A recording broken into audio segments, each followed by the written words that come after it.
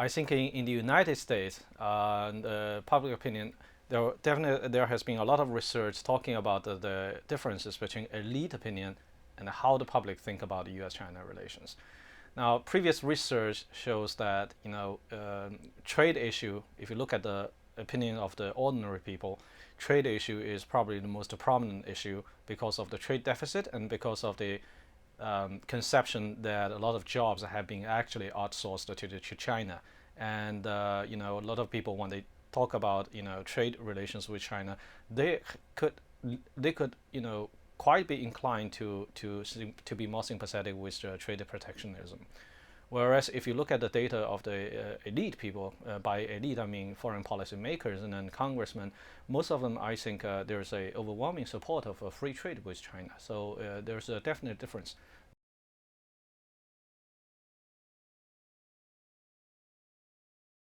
That's quite interesting. Actually, there are some scholars who argue that there is a stronger role of public opinion in the foreign policy decision-making process.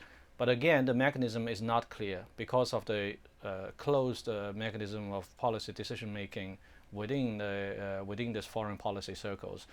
But generally speaking, I think the government actually has paid more attention to public opinion, especially opinions on the internet, the so-called the opinions in new media, and they pick up some comments, they pick up attitudes, and then they would decide where's going to be their boundary when making decisions vis-a-vis toward the United States.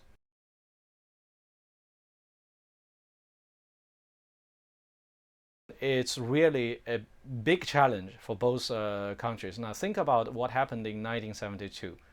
If President Nixon and Mao Zedong could fail to overcome the negative elements in the public opinion, then there could be never such an opportunity for U.S. and China to get into each other, to be in touch with each other again. And then within 7 years, there's the two countries establish a diplomatic relationship. And that actually provides a very good example that you have strong leaders and they have visionary thinking about the strategic relations between the two countries, and they try to inform the public. They try to,